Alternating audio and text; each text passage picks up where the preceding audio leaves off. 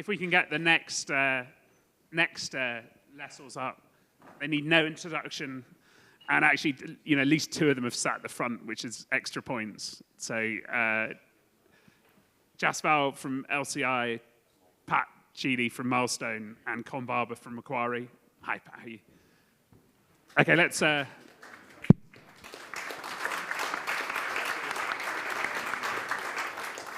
Con was just strategically waiting for the applause to start before he came up. Pat, what are you going to score the year out of 10? Look, I think if we look back at 2023 in particular, it was, I think it was a year unlike any other for Milestone. The level of activity we saw in the 12 months in 2023 was just off the scale, literally, in terms of the amount of transactions completed. We had over 120 transactions completed, which is probably 2.5 times what we would have normally done for that. Within that, we sold a portfolio to Con, so that was one of the first sort of arm's length trades of an on-lease portfolio of helicopters. We sold another portfolio to Rotor Trade.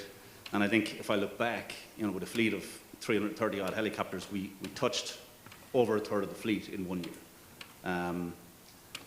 Along with that, then we had the changing industry, right? So we're starting to see us come off the bottom, come back up, and start to see a big improvement in general macro conditions. So I think that 12 months to December 2023, you'd have to score it a 10. Right? There's nothing else I can do given an exhausted 10. An exhausting 10, exactly. And then if you bifurcate it and look at the last 6 months, then I think we've seen that trend continue. I think macro conditions have continued to benefit all players in the industry, but I certainly wouldn't be as bullish as I was in December 23, sitting here today for some of the reasons you discussed earlier. Jasper? Morning, everyone. Every time you ask this question, Al, I always think you must answer it yourself as well. No, I'd agree. We've had a very busy year. On the basis that perfection doesn't exist, let's do a solid 8. I must thank the team. In particular, we've progressed our relationships with OEMs, which we'll talk about in a minute, Airbus, Leonardo, Beta, and Elroy. We've had Japanese investment at the topco level. We've progressed, and I'm very happy about it, some of our sustainability efforts and social loan frameworks. So, yeah, very busy year. I echo what Pat said. When you're doing over 100 transactions a year, it's a very busy time. Con? Yeah, probably benchmarking this, I think last year, I think I said it was 8 out of 10. I think we're a little bit more sanguine now. Mark it down a little bit and say 7. We're seeing a very strong market. We've invested in that market. We've acquired 24 new technology helicopters, 12 from Pat, and another 12 via order book and legacy order book and some sale and leaseback activity as well. These are all new technology helicopters, and we've also divested some legacy fleet as well. There's a few challenges in the market. I would say the supply chain issues, which are presenting operational challenges to us, bringing AOG aircraft back to the market, and we're also working very closely with some lessees who are experiencing the same kind of difficulties with supply chain. The funding environment is still challenging in terms of funding cost. Trough to peak, we've seen an increase, just taking a benchmark, say 5-year US Treasuries have gone from 20 basis points to 480 basis points, and they're still stubbornly high. And that's being driven off US inflation data, which is keeping funding costs high. That's leading to some difficult conversations with lessees who are seeing, assets that are coming off lease, and we're talking about extensions, and lease rates are going up on a depreciated asset. And we're just passing on our funding cost, and candidly, in some circumstances, we're not fully passing on our increased funding cost. Over next year, we'd hope that that will start to fall as the US inflation data starts to kind of improve. Also, we're seeing some froth in the market as well. Last year, we were seeing probably really strong structural demand. I think we're now going into a kind of a phase where we're starting to see the beginning of cyclical demand as well. And what we don't want to do is we don't want to amplify that cyclical demand, and that requires a lot of discipline on the part of all the market participants. So that froth is what end users going, I might have a contract here, or is it who's driving the froth? It's being driven by end users. Like there's a very strong underlying, especially offshore market, but that's a very cyclical market. our asset class are price inelastic. The asset is either on contract or it's off contract. If you go back to 2013, 14, 15, the market was meeting cyclical demand. There was real demand. All the aircraft were delivering, they were going onto contract. 3 or 4 years later, demand fell by 20%. Because these are inelastic assets, we can't put them to use anywhere else. They're AOG, they don't generate revenue. This is not like fixed wing. In fixed wing, if you're an airline can launch a new route, like Ryanair can launch a route from Birmingham to Krakow. They lower the price enough, they'll fill the aircraft, they'll generate revenue. CHC and Bristow cannot launch a route from Bergen to Ecofis 298 in the middle of the North Sea and generate revenue in the asset. And ultimately, all that risk ended up coming back onto the lessors and our financiers. And that's a risk we need to avoid happening again, and we need to meet structural demand, but we need to be very careful about where cyclical demand goes. I think I'd echo some of those points, Con, but I do think we've got to be very conscious of cause and effect here, right? You know, the last panel talked about a situation where we're seeing improving terms and conditions, better contracting from end users, end users contracting farther in advance, end users contracting for longer terms, great bugbear of, termination for convenience starting to disappear. Now, the aviation departments in oil companies didn't wake up one morning and decide they were going to be nice to us, right? They changed those terms and conditions because they got worried about supply. And when supply tightened, they realized that they had to contract for supply early, they had to give terms and conditions in order to secure assets. The minute that supply equation changes, I have no doubt that if, as you said, if the pendulum swings back and we're in oversupply, they're going to look for the terms and conditions they had 3-4 years ago. And then it's up to the owners of the assets to either be disciplined and hold and try and maintain terms and conditions for the industry as a whole, or they're going to drop conditions. And if we drop conditions, we're back to where we were. And I'd agree. I think leverage is one of the most powerful forces there is. So yeah, in a tight market, the days where someone could click a finger and say I need 20 choppers in Brazil and 4 or 5 operators would do it, they are behind us. But this is a hard-fought hill that we're on. And we just cannot regress, number one. So I totally echo the thoughts here and on the previous panel. Outside of oil and gas, and I should just say that we're here at Heli Investor, it's not just oil and gas. We should pay some service to the EMS, search and rescue, wind. I mean, there are other things helicopters can do. There you have much longer-term contracts with better terms, and it's more sticky. All right, so I say, yes, I agree totally with the oil and gas panel, but there's a world just beyond that as well. The question from the audience, do contracts, and it's not just offshore, particularly in offshore space, still have cancelled for convenience? Are you still seeing that? Yep.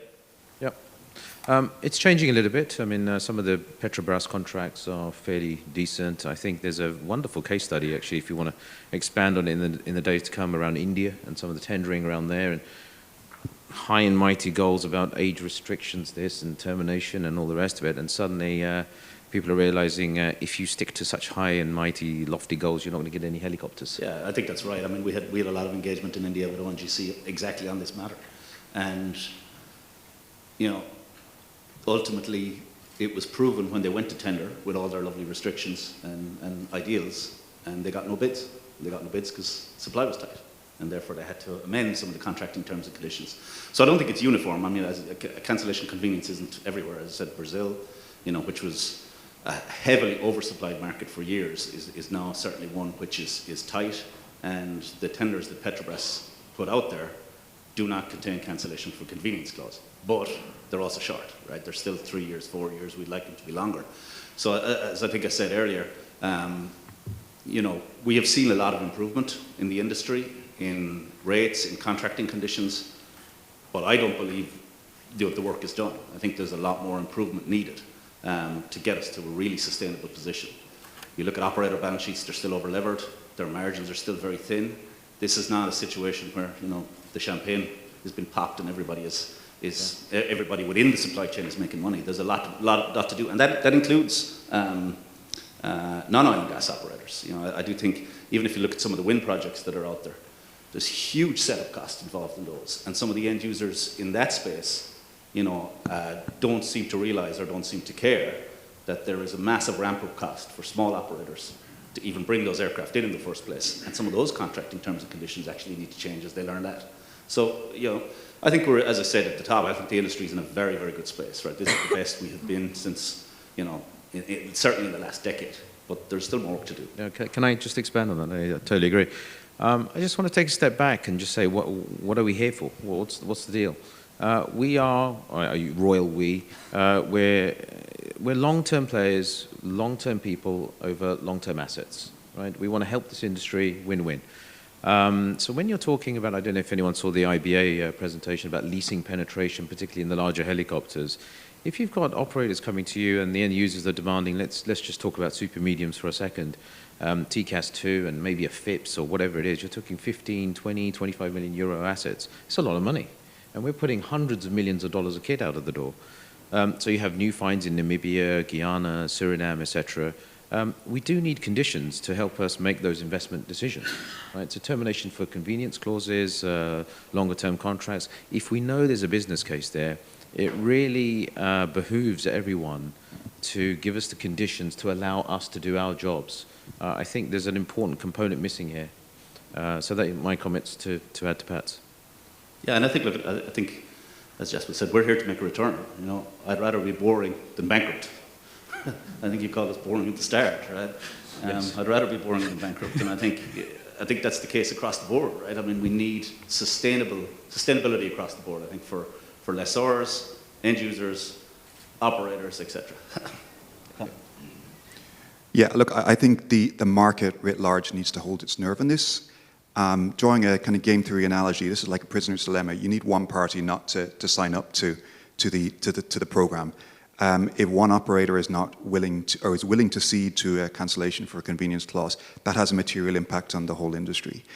So all the market participants need to hold their nerve, and that starts with the OEMs all the way down to lessors and end users as well. Agreed. Yeah. We've got a question from the audience. Are we entering a period, this is for you, Pat, are we entering a period of speculative orders breaking away from the disciplined industry? That could even be your question, because it came up earlier. Look, we have seen speculative orders. I think that's the case. I mean, if we look at the numbers that we look at on super mediums in particular, there's about 50 to 60 firm super medium orders out there. Right? That doubles the super medium fleet that's there at the moment. It's about 25% of the total offshore heavy and super medium fleet. That's a material amount of aircraft that are currently on order. Now, you've got to split that between speculative with a capital and speculative with a small s, right? Some of those are from operators. I think certainly, in our view at least, the operator is the best people to tell us where demand is. I mean, we've got our supply-demand models. We work all our jiggery-pokery in our black box, but at the end of the day, the operators know demand better than anybody else. So the operator orders, you've got to say, you know, I would say are speculative with a small s, right? And you know, as we've proven with our NHV announcement yesterday, you know, we're there to finance those operator orders in any type, whether it be super mediums or light twins or heavies. You've got the orders from the oil companies. Again, question marks over how firm they ultimately will be, but they're there right now, directly from oil companies. I find it hard to believe that any of those aircraft will ever sit in an oil company balance sheet, but the orders are there. And then you've got lessor orders. And I think, again, when I talk about truly speculative orders, I think you've got to split those around those that are in the light twin and even medium amounts. These are massive fleets, like light twins, you know, 145s, 169s, 139s, massive global fleets.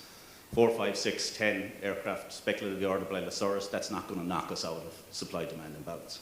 But the super medium fleet and the heavy fleet is a small fleet. And it's 50 to 60 aircraft on order of a fleet of 230, 240 globally. That starts to worry me. Con? Yeah, I completely agree with Pat. I think there's a couple of other considerations, and there were some kind of comments in the previous panel as well around replacement demand versus growth demand.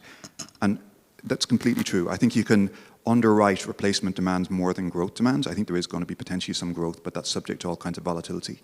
But even the replacement demand there's a big spread in terms of what the replacement forecasts are going to be. So just taking Bristow's most recent earnings call, they're showing in their forecast no material replacement for 92s before 2030.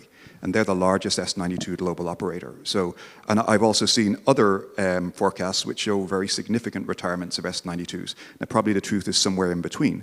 But the investment thesis surrounding the super mediums is largely around replacement of 92s, unless and until you start to get into some of the growth. And there's going to be some of the growth there.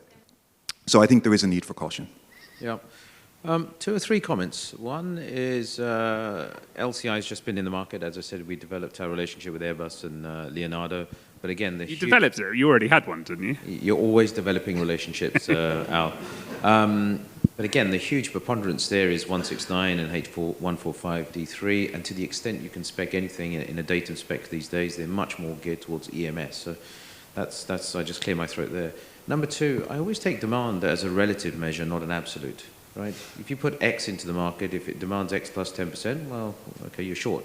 If it demands less than that, well, you've got an issue. Right? So unless someone here really knows about true FIDs and seismology results and all the rest of it, let's just leave that as is. I just take a more principled view, which is the demand is the demand. Yes, let's not get over our skis on it. But are there a certain set of principles that we can adhere to, irrespective? Right? And we've just talked about holding the line. Maybe not doing short-term leases, maybe not financing super high spec equipment. I mean, a full FIPS layout is a serious bit of kit on short-term leases. You know, there's discipline we need to have on the lessor side that I think we have learned in a very hard way over the last 10 years, and we are not giving it up. So it's got to, the deals have to make sense. But going back to Con's prisoner dilemma, does it only takes 1 or 2 lessors to... Someone else has asked a question about the helicopter company's orders. It doesn't take that many to make a difference, does it? It doesn't, but I think certainly everybody in this stage was here 2013, 14, 15, exactly. and then saw what happened in 15, 16, 17, 18. And in that middle period, chasing the market down and chasing some of the terms and conditions that went out into the market at that point in time was a recipe for disaster. Yeah. So look, if people want to behave irrationally, that's up to them. But I think the key for the rest of us is not to chase the market down. Yeah. Sorry, look, just going back and to 2014-15 period, the market was overcapitalized by about $5 billion. And in the ensuing downturn... But that all went very quickly. Yeah, that's what I'm saying. Every dollar of that was destroyed over the following 5 years. Now, we were oversupplied, so peak demand for offshore helicopter seats in 2015 was about 16,000 helicopter seats. That fell down to 13,000. The market was oversupplied by 20%. Now, what I'm not saying is that with current order book and what we're seeing in the market today, that's going to lead to 20% oversupply. But when you're dealing with a pricing elastic asset, you cannot have oversupply. If there's 5% oversupply, it has a material impact on the market. So we need to get this very precisely right, because this market cannot be oversupplied with that frothy cyclical demand. And the next question is going to be interesting, because I think the OEM have a large part to play in this. So which is great, which is an audience question. But if you're an OEM, it's very difficult, because if someone wants to buy your helicopters and your job is making and supporting helicopters, it's very hard to say, I'm not going to sell this one. Yeah, but they need to hold their line through the cycle. Otherwise, they're just amplifying the cycle. So just going back to give some numbers, 2015 was the peak. There was $2.2 billion invested in new helicopters in 2015. That fell back to $400 million in 2020. So do the OEMs want those peak to trough, or do they want to hold the line so that you've got average, let us say, $800 million or $1 billion in annual offshore helicopter capex? I think that's a much more healthy market, to be honest, for the OEMs, but the OEMs need to hold the line. Yeah, I agree. But we've seen already they like selling the same helicopter twice, right? And that happened before, and as far as I can see, that's happened again, right? You know, we saw a direct oil company order for a type in Norway. A day earlier, an operator ordered the same aircraft with a view towards going towards the same market. And the same thing happens when they sell to lessors. We sell, 20 aircraft to lessor A, and then everywhere that lessor wants to place those aircraft, the OEM sells against them. So I don't think, I would like to think they have a responsibility to ensure a supply-demand balanced market. But as you said, OEM sell helicopters, that's what they do. Do you think the problem is press releases? Yeah. I think, can I just add, the OEMs will do what they want, but I think this question assigns maybe too much agency to them. Number one, I mean, as I just said, unless you're really in the demand curve, we have an entire analytics department. It's hard work, and you have your own supply. Yeah, and Steve's here. Yeah, and Steve's here. It is hard work. So to the extent they have an influence, I don't know. We've just talked about the leasing side. We do what we do. And then on the supply side, there are still supply chain constraints. So what we're talking about is a little flex that they have. I don't know what that flex is, but let's say plus minus 10, 20, 30%. It's not 200%. And I maybe take a slightly differing view. I'm going to offer just a little bit of charity, but it's just a tiny amount. Speak to Bruno, speak to Giampiero. I think they have also learned some hard lessons over many, many years. They may also want to control certain supply channels, units per year, per region. Having said that, we are watching you OEMs, and we'll keep a close track on the market. Yeah, look, I think to credit the OEMs as well, look at least this industry, we do not build whitetails, right? Because whitetails is bad for everybody. So it's not like production is just totally built on spec. At least it is servicing some level of a requirement, I would say, rather than demand, and an order level rather than spec, totally spec whitetail assets. Yes, agreed. The slider is getting more and more spicy. But when some of them will save for the OEM panel. Jasper, here's a nice one for you. Go on. Do you think, it is a nice one for you, do you think the carbon footprint of aircraft will impact the residual value in the next decade?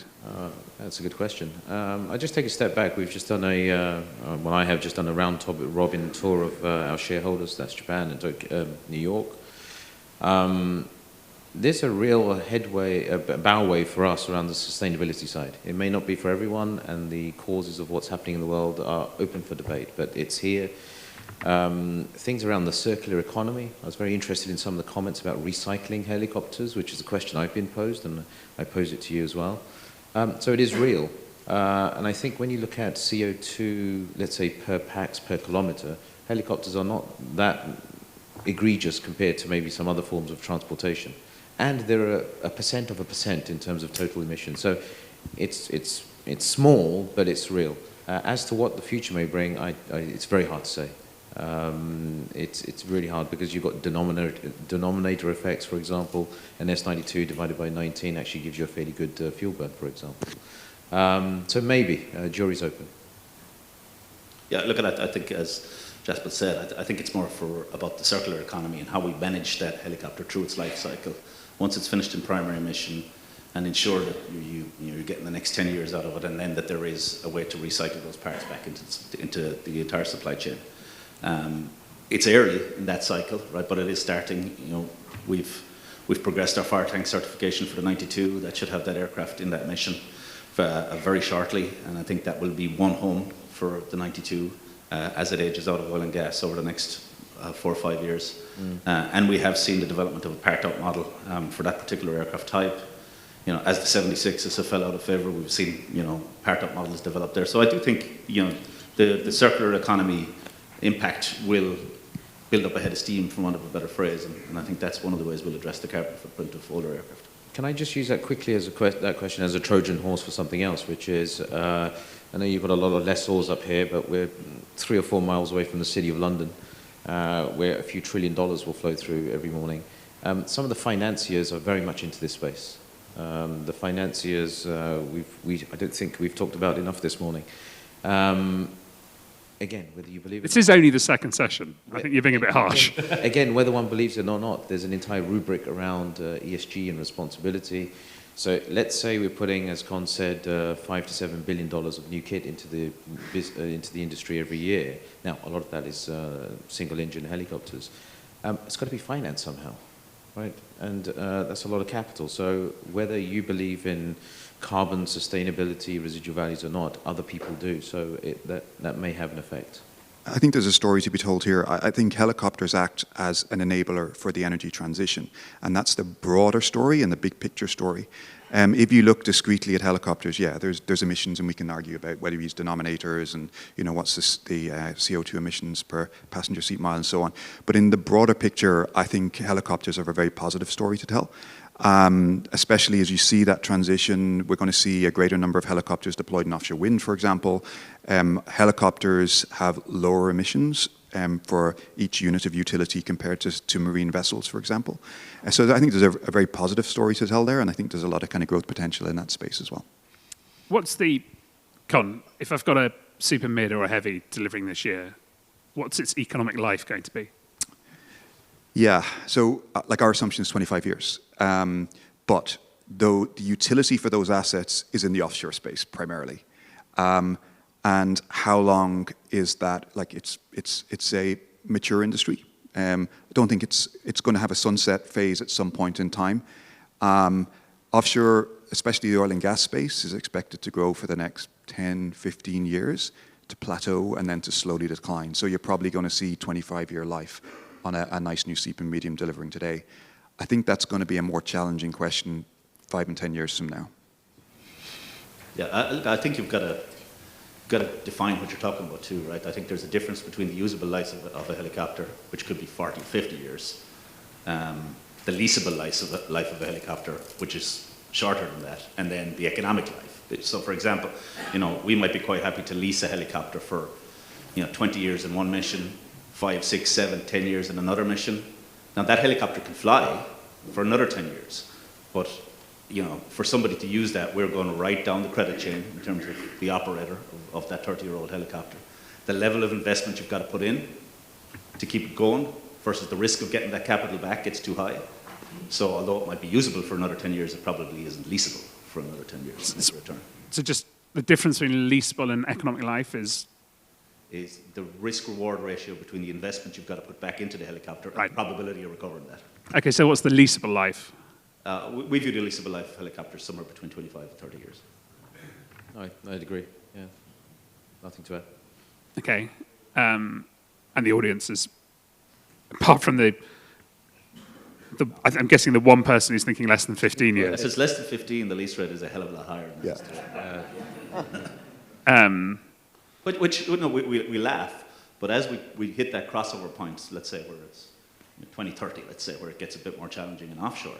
If you want a new offshore helicopter in 2035, that's going to be an expensive machine because that investment is going to have to be recovered over a significantly shorter time horizon. And are you planning to retire before 2035? Oh, with any luck. But What's your useful economic life, Pat? What's my economic life is? What's the economic life of a leasing professional? Looking at Crispin. Al, if you maintain it well enough, it's just carries on. What? Stop. Switching completely, we've got a question from Guillaume. In a world where the export control sovereign interpretations of countries are increasing, how do you see that impacting the fluidity of your business? Is it getting harder to move aircraft? Are you worried about sovereign interpretation? I think it's getting harder to move aircraft for a variety of reasons, right? So supply chain issues, just doing transition maintenance. I don't think export control is the big factor. I mean, it's certainly a paperwork and logistical minefield to manage, and you've got to be very much on top of it because the consequences of getting it wrong are huge. But I don't think it is the biggest impediment to us moving aircraft around the place, for sure. Okay, another question, Con. Well, just to answer that question, we've moved more helicopters around than we normally should in a normal cycle, and that's just down to the kind of the weakness in the market. We ended up in possession of helicopters. Our business kind of thesis, our business case is that we shouldn't be in possession of the helicopters. They transition to one operator to the next. The lessee, as redelivering the helicopter, redelivers it at a location in a maintenance state that allows us to release it so that risk doesn't fall back on us. So in a normal kind of state, we wouldn't expect to kind of that to be a material concern. Different question for you, Jasper. Leasing companies and operators have a strong interest in being confident in S92 demand. But what's your view on end customer confidence? Look, we are, maybe it's a better question for Pat and Con here. We have some S92s. some comments around, it's not the smoothest ride, but it works. It's very good. It's probably got over, 2 million flight hours. It works. So I really defer to others who have more experience on the type. I mean, the aircraft has been flying for 20 years. As I said, it's got over 2 million flight hours. I understand the concern that end users might have around single type risk, right? So if you just had the 92, and after the 225 exited oil and gas, you're very exposed if you've got single type risk, and therefore you would like to diversify. So diversifying that risk doesn't necessarily undermine confidence in the S92. I think it's prudent business practice to ensure you've got a diversified fleet.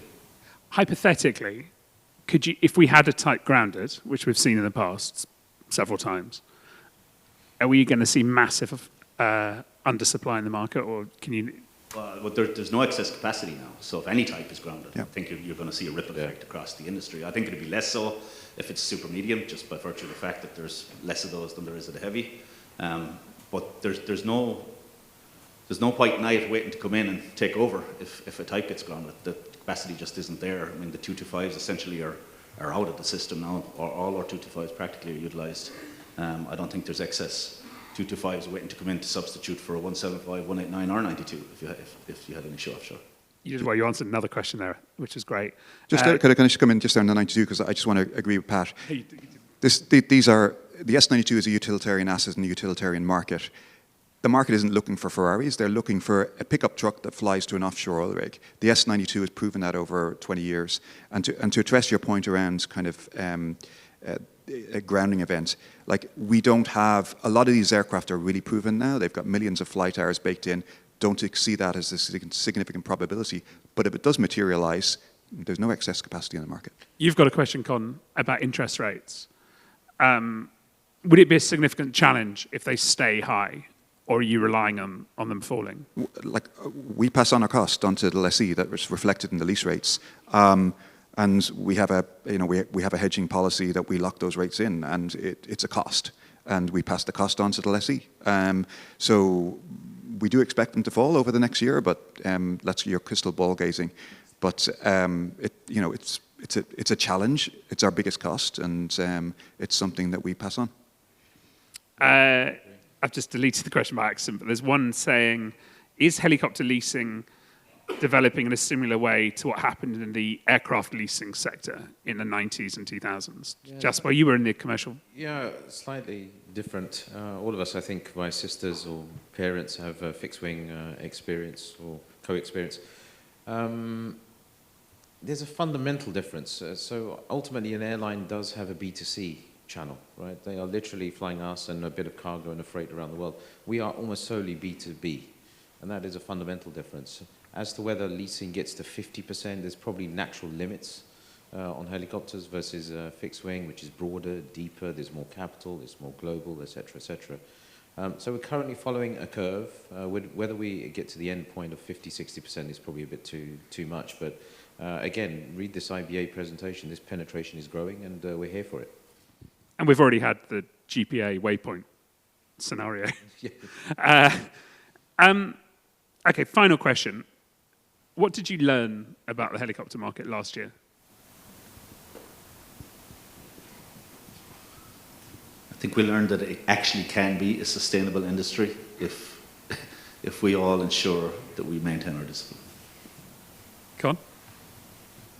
I suppose after a very long down cycle, we just learned, to get a little bit more optimistic about what the future holds. And I think there is quite a bit of optimism, but also some kind of a little bit of caution about the next steps. Yes.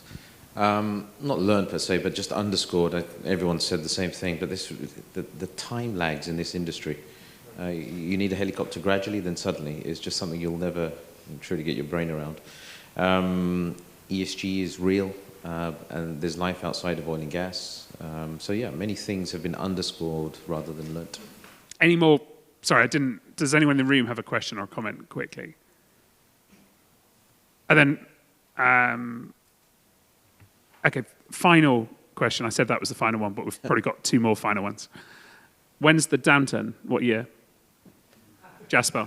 We're going to be positive. No one knows. It probably will happen in certain sectors, but I don't know is the answer. don't see a material downturn in some of the kind of government-related services, EMS and SAR. Like, they're really stable. I think offshore is what we're talking about. Like, it's very difficult to say. Very small changes.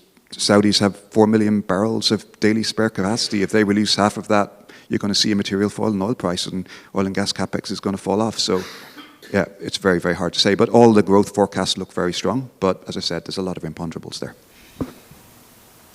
If I could predict the oil price, I wouldn't be on this stage. I guess, actually, Jasper, you touched on this. You're all owned by commercial, or you've all got commercial aircraft leasing, I don't know, brothers and sisters or parents. How do you decide, or how do you decide whether to allocate capital to fixed wing or rotary?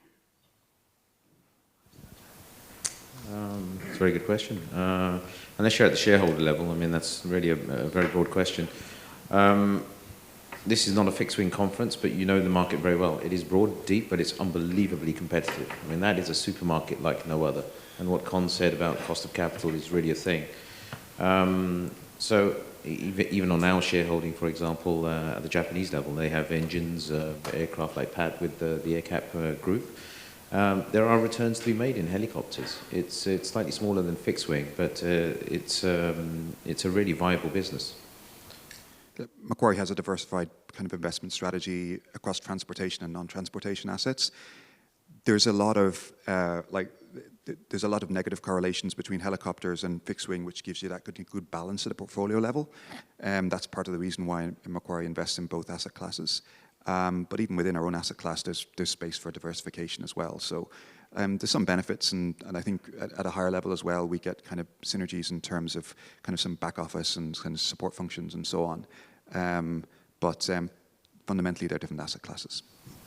Yeah, I would echo a lot of what Con said. I think, for us, it's about the balanced shareholder return. The diversification play helps, but it's risk-adjusted return. And when our shareholders and when the executive management of AirCap are looking at it, they're looking at, do we buy back shares? Do we issue dividends? Do we buy A320s?